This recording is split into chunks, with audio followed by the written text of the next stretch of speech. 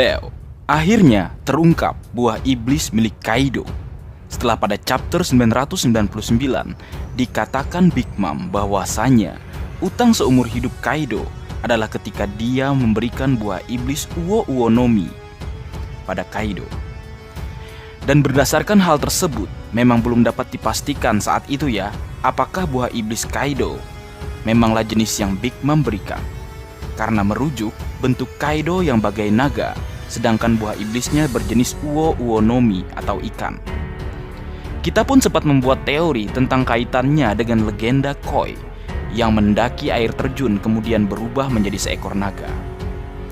Dan akhirnya, kini secara resmi Oda Sensei menginformasikan hal tersebut melalui SBS terbaru yaitu SBS 98. Dikatakan jika nama buah iblis Kaido adalah buah iblis Uo Uo no Mi model Seiryu atau Fish Beast Fruit model Azure Dragon. Yap, sesuai memang karena Seiryu atau Azure Dragon adalah naga mitologi asal Cina yang memang mirip dengan wujud Kaido.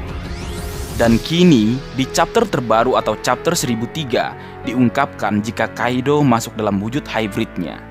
Jika boleh kita katakan, sang raja hewan buas, Hyakuzu no Kaido, saat ini masuk ke dalam hybrid Zoan terkuat.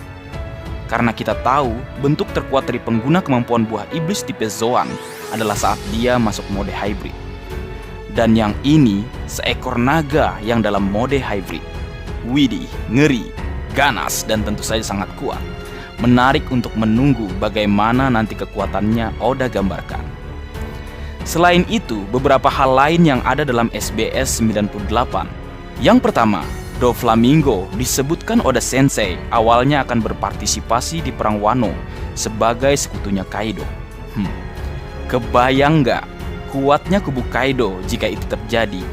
Yang sekarang aja belum jelas seperti apa dan bagaimana cara pihak Kaido untuk dikalahkan. Bagian kedua, Oda Sensei memberi kode dengan nada bercanda jika Luffy akan membuka skill kelima melawan orang terkuat di dunia. Begini percakapannya dalam SBS. Seorang fans bertanya, Luffy punya gear keempat, jadi apa ada gear kelima? Kemudian Oda Sensei menjawab, ya, tokoh ini bisa melihat momentum pengarangnya, jadi sudah disiapkan. Akankah ada gear kelima? Musuh yang harus dikalahkan sekarang adalah pria yang disebut-sebut paling kuat di dunia. Saatnya dunia nyata beralih dari 4G ke 5G. G mengacu pada gear, bukan? Ya, semacam candaan seperti itu. Ini yang paling menarik. Jika seperti itu memang akan menarik jika Luffy benar-benar mengaktifkan gear kelimanya. Dan siapa tahu tebakan kita yang pernah kita buat jauh-jauh hari benar-benar menjadi kenyataan. Jika gear kelima Luffy adalah Tiger Man, karena jika kita berkaca pada lambang Yin dan Yang, kedua sisi yang berdampingan memiliki dua hewan sebagai simbolnya, dan hewan itu adalah seekor naga dan seekor harimau. Pas kan? Kaido yang seekor naga berhadapan dengan Luffy dengan gear kelima mode Tiger. Tapi ini masih sebatas harapan dan candaan Oda Sensei dalam SBS-nya. Semoga saja bisa benar menjadi kenyataan dalam versi manganya. Menarik untuk menunggu bersama kebenaran yang akan Oda Sensei ungkap selanjutnya.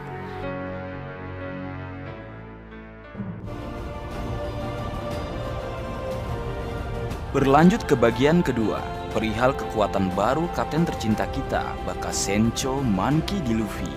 Coba kita ingat Color Sprite chapter 985 yang menampilkan Luffy, Kid, dan Law yang menaiki burung raksasa. Ini sebenarnya sudah kubahas dalam reviewku sebelumnya.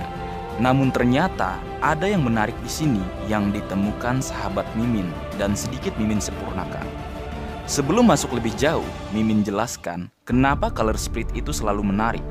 Hal tersebut karena biasanya Oda Sensei sering menyelipkan clue atau petunjuk untuk kita semua terkait cerita manga One Piece chapter-chapter selanjutnya di dalam Color Sprite yang ia buat.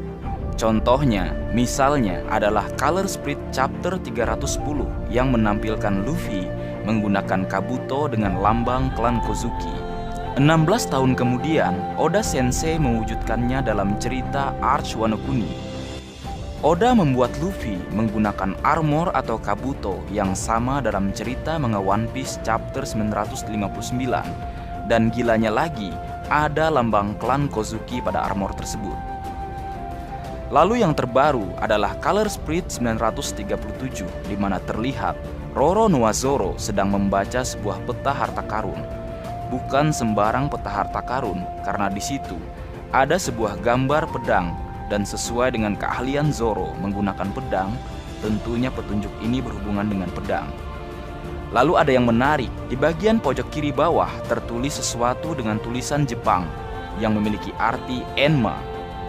Dan kembali Oda Sensei mewujudkan apa yang ia buat dalam Color Spread-nya.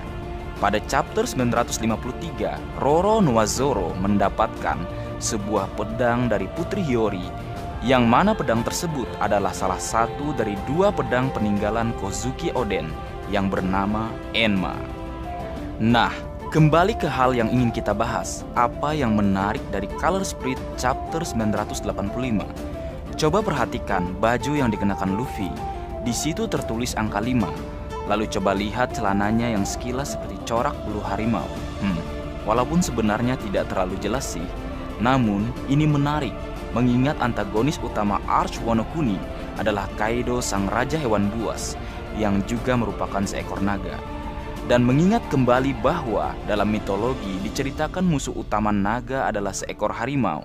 Dan hal ini juga sama dengan hewan yang menjadi simbol yin dan yang, juga adalah seekor naga dan seekor harimau.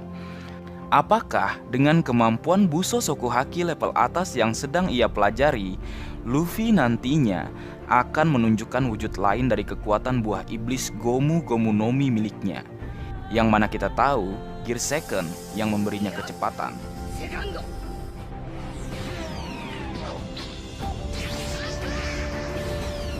Gear Third yang memberinya kekuatan,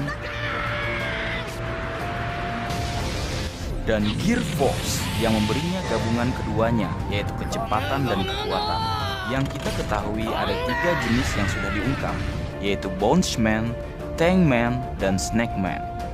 Nah, jika merujuk dari petunjuk Color Spread chapter 985, apakah mungkin nanti akan muncul Gear 5, Tigerman? Mungkin saja, karena tadi sudah kusampaikan, lawan naga dalam mitologi adalah seekor harimau. Dan dalam simbol yin dan yang, ada 2 ekor hewan yang juga nampak saling berlawanan, namun membentuk suatu keharmonisan. 2 hewan itu adalah naga dan harimau. Menarik, mari kita tunggu bersama. Baik, mungkin segitu dulu yang bisa aku bagi bersama kalian Leo. Semoga kalian terhibur dengan apa yang aku buat dalam kesempatan kali ini. Terakhir, jika ada kesalahan dalam pengucapan atau hal yang menurut kalian kurang tepat atau kurang pas, Marga Anime memohon maaf yang sebesar-besarnya. Sekian.